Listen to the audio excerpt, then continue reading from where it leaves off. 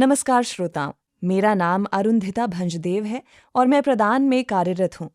इस वीडियो में आपका स्वागत है। पिछले वीडियो में आपने कुपोषण, आहार पैटर्न और हमारे शरीर में पोषक तत्वों की कमी को कैसे पहचाना जाए, इसके बारे में सुना था। आज हम आहार विविधता और स्वदेशी ज्ञान के बारे में चर्चा करेंगे। आइए देखें कि इन दोनों अवधारणाओं का पृथक रूप में क्या अर्थ है। उनके बीच संबंध कैसे पोषण में और फिर सतत उपभोग में सुधार ला सकता है। आइए चर्चा शुरू करने से पहले देखें कि हम इस वीडियो में किन चीजों पर बात करेंगे। हम वैश्विक, राष्ट्रीय भूख और कुपोषण के आंकड़ों और संख्याओं पर नजर डालते हुए शुरुआत करेंगे। हम आहार विविधता की अवधारणा को समझेंगे और देखेंगे कि हमारे लिए इसे समझना और फिर उसका पालन करना क्यों महत्वपूर्ण है। फिर हम जानेंगे भोजन और उपभोग के संदर्भ में स्वदेशी या जिसे आप आदिवासी ज्ञान भी कहते हैं, वो क्या है। ये ज्ञान कैसे आहार विविधता में सुधार कर सकता है। अंत में हम देखेंगे कि स्वदेशी ज्ञान विशेष रूप से ग्रामीण आदिवासी आबादी के लिए पोषण और सतत उपभोग में सुधार के समग्र एजेंडे में कैसे सहायक हो सकता है। 2016 में खाद्य और कृषि संगठन FAO ने अनुमान लगाया कि वैश्विक आबादी का 10.7% दीर्घकालिक कुपोषण से पीड़ित था। पिछले कुछ दशकों में भुखमरी कम करने की दिशा में सुधार हुआ है। हालांकि विकासशील देशों में कुपोषण एक महत्वपूर्ण चुनौती बना हुआ है। उदाहरण के लिए एशिया में सबसे अधिक कुपोषित और अल्प पोषण वाले लोग हैं, दक्षिण एशिया में, जहां हम सभी रहते हैं।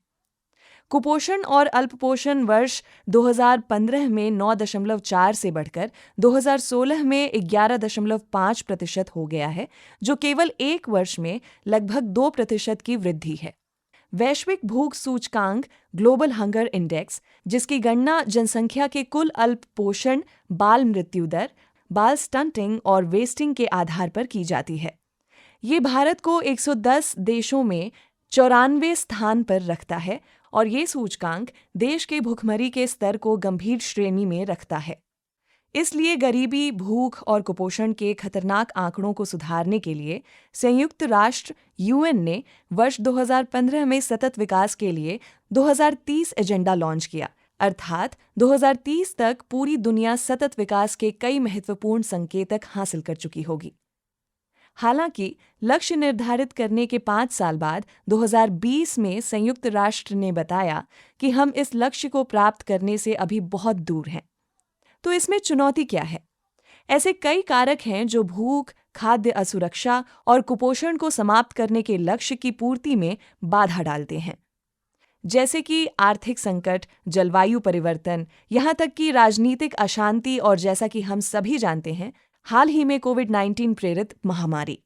एक अन्य चुनौती जटिल समस्याओं की कई खाद्य सुरक्षा और पोषण चुनौतियां हैं।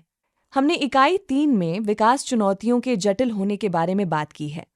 गरीबी, भेदभाव, पहुंच की कमी आदि जैसी कई अन्य चुनौतियों के एक साथ आने का परिणाम ही है जो खाद्य और पोषण सुरक्षा की समस्या को जटिल बनाता है। खाद्य सुरक्षा का विस्तृत वर्णन इकाई 5 में प्रोफेसर नित्या राव के पिछले वीडियो में से एक में किया गया है। यदि आपको याद हो तो खाद्य सुरक्षा एक ऐसी स्थिति होती है जब सभी लोगों को हर समय पर्याप्त, सुरक्षित और पौष्टिक भोजन तक शारीरिक, आर्थिक और सामाजिक पहुंच प्राप्त होती है, जो उनकी आहार संबंधी आवश्यकताओं और खाद्य प्राथमिकताओं को पूरा करता है। इसलिए खाद्य सुरक्षा केवल भुखमरी को कम करने के बारे में नहीं है। भुखमरी से परे उपलब्धता, पहुंच, गुणवत्ता, उपयोग और स्थिरता जैसे कई परस्पर जुड़े आयाम हैं जो खाद्य और पोषण सुरक्षा को निर्धारित करते हैं। इस तरह के परस्पर आयामों को अनदेखा करना वास्तव में हमारे समझने के तरीके और खाद्य तथा पोषण सुरक्षा की चुनौतियों को प्रभावित कर सकता है। इस वीडियो में हम इन सभी आयामों पर ध्यान केंद्रित करने का प्रयास करेंगे। हम इस पर पुनः लौटेंगे। आइए उससे पहले जानते हैं कि आहार विविधता क्या है। आहार विविधता या दूसरे शब्दों में आहार में विविधता को हमारे द्वारा एक निश्चित अवधि में और अधिकतर एक दिन में खाए गए विभिन्न प्रकार के भोजन की संख्या के रूप में परिभाषित किया जाता है। एक परिवार द्वारा खाए जाने वाले विभिन्न प्रकार के भोजन की संख्या परिवारों की विभिन्न प्रकार के भोजन और पोषण तक पहुंच को दर्शाती है। इकाई 5 में ही आपने भोजन तक विभिन्न प्रकार की पहुंच अर्थात भौतिक पहुंच, सामाजिक पहुंच और आर्थिक पहुंच का विवरण देखा था। आहार विविधता को बेहतर ढंग से समझने के लिए खाद्य समूहों की अवधारणा का पता लगाना महत्वपूर्ण है। अब खाद्य समूह क्या है? हम जानते हैं कि खाद्य पदार्थ अलग-अलग देशों में और यहाँ तक कि एक ही देश के अलग-अलग क्षेत्रों में भी भिन्न-भिन्न होते हैं। विभिन्न आयु और लिंग जनसंख्या समूहों को समाहित करने वाले विभिन्न देशों के खाद्य उपभोग सर्वेक्षणों ने FAO और विश्व स्वास्थ्य संगठन WHO द्वारा 12 खाद्य समूहों में हमारे द्वारा खाए जाने वाले सभी खाद्य पदार्थों का संवेदनशील वर्गीकरण किया है। अब इन समूहों में से प्रत्येक के कई भोजन होते हैं जो भौगोलिक क्षेत्रों में समान होते हैं, जबकि कुछ स्थानीय क्षेत्रों की अलग विशेषता है। आहार विविधता को मापने के लिए अन्य अध्ययनों और संगठनों द्वारा उपयोग किए जाने वाले अन्य समूह हैं। ये तालिका उन 12 खाद्य समूहों की सूची प्रदान करती है जिनके बारे में मैं अभी बात कर रही थी। ये खाद्य समूह प्रत्येक खाद्य समूह के अंतर्गत विभिन्न प्रकार के खाद्य समूहों और पोषक तत्वों को दर्शाते हैं। इसलिए आहार विविधता या तो परिवार की या व्यक्तिगत स्तर पर मापी जा सकती है। जैसे हम ये माप सकते हैं कि आपका आहार कितना विविध है या घरेलू आहार कितना विविध है, और इस आहार विविधता की गणना एक स्कोर के आधार पर की जाती है। तो यदि हम एक दिन में इन खाद्य समूहों में से 5 या अधिक खाते हैं तो हमारा स्कोर अधिक होगा, और अगर हम 3 या 3 से कम खाद्य समूह खाते हैं तो ये हमारे स्कोर को कम कर देगा। इसका मतलब है कि ये पोषण के निम्न स्तर का प्रतिनिधित्व करता है। आप एक प्लेट की तस्वीर देख सकते हैं। जैसा कि आप जानते हैं, विविधता में पूर्ण है और इसमें लगभग सभी खाद्य समूह शामिल हैं। एक अध्ययन में पाया गया कि औसतन भारतीय परिवार इन 12 खाद्य समूहों में से 6 का उपभोग करते हैं। एक व्यक्ति या परिवार द्वारा खाए जाने वाले भोजन की संख्या कई कारकों पर आधारित होती है, जैसे कि उपलब्धता, उस तरह के भोजन तक पहुंच और यहाँ तक कि खरीदने की क्षमता, अर्थात हम उस भोजन को खरीदने में सक्षम हैं या नहीं। थोड़ी देर पहले हमने खाद्य सुरक्षा के जिन 3 आयामों पर चर्चा की, उनमें शामिल हैं। क्या सभी खाद्य पदार्थ स्थानीय रूप से उपलब्ध हैं? क्या परिवारों की भोजन तक पहुंच है? वो बाजार जा सकते हैं या उनके पास इसे खरीदने के लिए पैसे हैं? हमारे लिए आहार विविधता को समझना क्यों महत्वपूर्ण है? लोगों द्वारा अनुभव की जाने वाली खाद्य असुरक्षा और उनके आहार में विविधता के बीच एक मजबूत संबंध है। अध्ययनों से पता चला है कि जो लोग खाद्य असुरक्षित हैं, वे अक्सर खुद को भोजन की व्यवस्था या उपयोग करने में असमर्थ पाते हैं। इस कारण वो पोषण की गुणवत्ता या यहाँ तक कि भोजन की मात्रा से समझौता करने के लिए मजबूर होते हैं। दूसरा बिंदु ये है कि आहार विविधता उन आबादी के बीच विशेष रूप से महत्वपूर्ण है जिनके आहार स्टेपल पर आधारित होते हैं। स्टेपल अर्थात चावल, गेहूं आदि। ये स्टेपल आपका पेट तो भरते हैं, लेकिन इसमें सूक्ष्म पोषक तत्वों की कमी होती है।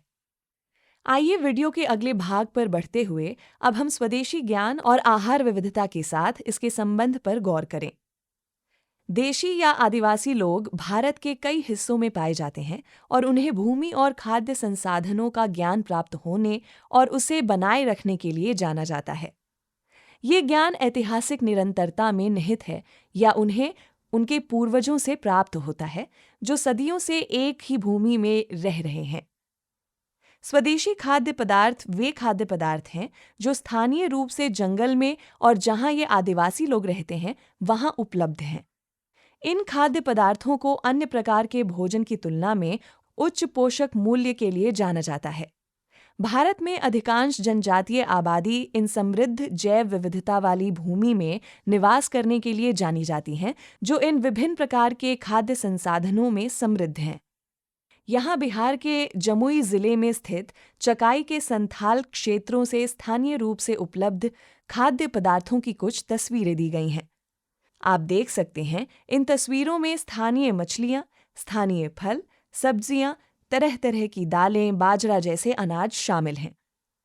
हम में से कुछ लोगों ने इनमें से कुछ खाद्य पदार्थ देखे होंगे, जबकि कई लोगों को ये भी नहीं पता होगा कि इस तरह के खाद्य पदार्थ मौजूद हैं। हम यहाँ रुककर 2 बिंदुओं पर विचार करेंगे। अध्ययनों से पता चला है कि आदिवासी वयस्कों और बच्चों में कुपोषण, दीर्घकालिक ऊर्जा की कमी और एनीमिया का एक उच्च प्रसार प्रचलित है। आइए अपने आप से पूछें कि ऐसी जैव विविधता के पास रहने वाली और समृद्ध भोजन तक पहुंच रखने वाली आदिवासी आबादी में पोषण स्तर कम क्यों होता है? इसके क्या कारण हो सकते हैं? आइए अब कुछ संभावित कारणों पर गौर करें। भारत में वर्तमान सरकार की नीतियां कृषि के एक सार्वभौमिक मॉडल पर ध्यान केंद्रित करती हैं, जिसका अर्थ है केवल विशिष्ट प्रकार की फसलों को उगाने पर ध्यान केंद्रित करना। ये ग्रामीण और कमजोर समुदायों के पास तय करने के लिए बहुत कम या कोई विकल्प नहीं छोड़ता है कि कौन सी फसल उगाई जाए। कल्पना कीजिए कि आप ऐसी स्थिति में हैं जहां आप एक किसान हैं और आप स्वयं ये तय नहीं कर सकते कि क्या उगाना है। एक अन्य कारण ये है कि क्या उत्पादन करना है। ये काफी हद तक इस बात से निर्धारित होता है कि बाजारों के लिए क्या उपयुक्त है। ग्राहकों को जो आकर्षित करता है वो आमतौर पर पैक किए गए खाद्य पदार्थ, फास्ट फूड होते हैं। इन्हीं के उत्पादन को बढ़ावा दिया जाता है। तीसरा, स्थानीय रूप से प्राकृतिक वातावरण से खेती और चारों की जंगली कटाई, या जिसे हम चारा या घास की खोज में घूमना भी कहते हैं, के माध्यम से प्राप्त स्वदेशी भोजन का भारतीय संदर्भ में काफी हद तक कभी उपयोग ही नहीं किया गया है। स्वदेशी भोजन तक घरेलू पहुंच और खाद्य और पोषण सुरक्षा प्राप्त करने में उनके महत्व के बारे में बहुत कम या कोई सबूत नहीं है। विशेष रूप से ग्रामीण और आदिवासी आबादी के लिए भोजन तक पहुंच को आमतौर पर आजीविका और आय से जोड़कर समझा जाता है। इसका क्या अर्थ है? इसका अर्थ है कि आय अधिक होगी तो हमारा पोषण स्वतः अच्छा हो जाता है, लेकिन ये स्थानीय उपभोग और उत्पादन की क्षमता की अनदेखी करता है। एक आखिरी कारण की बात करें तो न केवल गैर आदिवासी समुदायों में बल्कि आदिवासी समुदायों की युवा पीढ़ी में भी भोजन और पोषण पर पारंपरिक ज्ञान के महत्व के संदर्भ में जागरूकता की कमी है। मैं आपको एक उदाहरण देती हूँ। प्रदान आदिवासी समुदायों और पूर्वी भारत के साथ काम करने वाले एक एनजीओ ने पाया कि आदिवासी लोग, विशेष रूप से समुदाय के युवा, अपने स्वयं के पारंपरिक स्थानीय भोजन का उपभोग नहीं करना चाहते हैं। अपने स्वयं के समृद्ध विविध खाद्य प्रणालियों के महत्व को नहीं समझते हैं, जिसमें चावल, बाजरा, दालें, जड़ें, कंद, हरी पत्तेदार सब्जियां और स्थानीय खाद्य पदार्थ, जिन्हें हमने अभी तस्वीरों में देखा, शामिल हैं। तो उसका क्या कारण है? जागरूकता और जानकारी की कमी, साथ ही उत्पादन के लिए एक बाजार केंद्रित दृष्टिकोण ने समुदायों में इन युवाओं के बीच शर्मिंदगी उत्पन्न कर दी है। जहां इन खाद्य पदार्थों को आमतौर पर जंगली कहा जाता है, जिसे अक्सर बहुत सम्मानजनक अर्थ में उपयोग नहीं किया जाता है, तो सतत उपभोग की दिशा में ग्रामीण तथा आदिवासी आबादी की खाद्य और पोषण सुरक्षा में सुधार के लिए आगे क्या कदम उठाए जाने चाहिए? पहला ये है कि हमें परिवर्तनकर्ताओं के रूप में नीति के साथ जुड़ने और भोजन और उपभोग के स्वदेशी ज्ञान और अभ्यास के मूल्य को पहचानने की जरूरत है। वास्तव में इस बारे में सोचने की जरूरत है कि पोषण के स्तर में सुधार के लिए उनका उपयोग कैसे किया जा सकता है। दूसरा, स्थानीय उत्पादन तथा उपभोग की संभावनाओं का पता लगाया जाना चाहिए और उसे खाद्य प्रणालियों में लाया जाना चाहिए।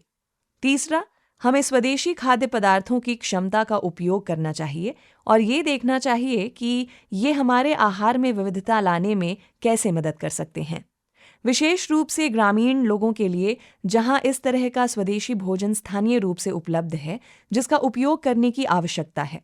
चौथा, प्रलेखन और मात्रात्मक उपभोग अनुमान, जिसमें इन खाद्य पदार्थों के वास्तविक सेवन की कमी और ये वास्तव में पोषण को कैसे बढ़ाता है दर्शाया गया है, को व्यवहार और नीति में लाने की आवश्यकता है। और अंत में, जैसा कि हमने युवाओं, स्वदेशी समुदाय और उनके जागरूकता स्तर के बारे में बात की थी, स्वदेशी समुदायों को खाद्य प्रणाली के सभी चरणों में निर्णय लेने में भाग लेने के लिए सुविधा प्रदान करने की आवश्यकता है, ताकि वे सांस्कृतिक रूप से उपयुक्त और स्थानीय रूप से निर्धारित भोजन उगा सकें। जैसा कि आप जानते हैं, इससे उन्हें पारंपरिक ज्ञान, जो पीढ़ियों से उनके पास है, को बनाए रखने तथा शर्म को दूर करने में भी मदद मिलेगी। हम अपने वीडियो को सारांशित करते हैं। सतत विकास के लिए 2030 के एजेंडे के संदर्भ में हमें स्थानीय खाद्य पदार्थों या स्वदेशी भोजन की उपभोग बढ़ाने के तरीकों का पता लगाने की जरूरत है, ताकि खाद्य प्रणाली वास्तव में बाहरी आघातों, जिसकी हमने अभी चर्चा की थी, से लड़ सके, जैसे आर्थिक संकट, राजनीतिक अशांति और यहाँ तक कि कोविड। दूसरा, स्वस्थ आहार को बढ़ावा देने के लिए सरकारी नीतियों और हस्तक्षेपों के रूप में विविध और पोषण केंद्रित उत्पादन पैटर्न को बढ़ावा देने की आवश्यकता है। तीसरा, हमें इस जैव विविधता का लाभ उठाने की जरूरत है, ताकि पौष्टिक और विविध आहार तक पहुंच, इसके उपयोग, उपलब्धता और सामर्थ्य में सुधार हो सके। मेरे प्रिय शिक्षार्थियों, आपको याद होगा कि ये खाद्य सुरक्षा की परिभाषा थी, जिसकी चर्चा हमने अभी वीडियो की शुरुआत में की थी, जिसे आपने इकाई 5 में भी देखा था। हमने खाद्य सुरक्षा के विभिन्न आयामों को चर्चा में शामिल किया है और इस बात पर जोर दिया है कि इसे स्वदेशी खाद्य पदार्थों के नजरिए से कैसे देखा जा सकता है। और अंत में समुदाय और सबसे बड़े वैज्ञानिक स्वास्थ्य समुदाय दोनों के लिए साक्ष्य सृजित करने के लिए व्यवस्थित नीतिगत हस्तक्षेपों और दस्तावेजीकरण के माध्यम से जैव विविधता और स्वदेशी ज्ञान का संरक्षण सतत विकास के लिए बहुत महत्वपूर्ण है। अब आपके विचार करने के लिए मेरे पास 3 अभ्यास भी हैं। आप और आपके घर के लोग कितने खाद्य समूहों का उपभोग करते हैं, इसके बारे में सोचो। जहां आप हैं और जहां आप रहते या काम करते हैं, वहां कुछ स्वदेशी और स्थानीय उपभोग अभ्यासों के बारे में पता करें। और क्या आप उन तरीकों के बारे में भी सोच सकते हैं जिनसे आप विभिन्न प्रकार के स्थानीय स्वदेशी उपभोग पैटर्न के बारे में जागरूकता बढ़ा सकते हैं? ये कुछ संदर्भ और सूचित रीडिंग हैं जो आपको अध्याय में भी मिलेंगे, और ये हमारे भागीदार हैं। बहुत बहुत धन्यवाद।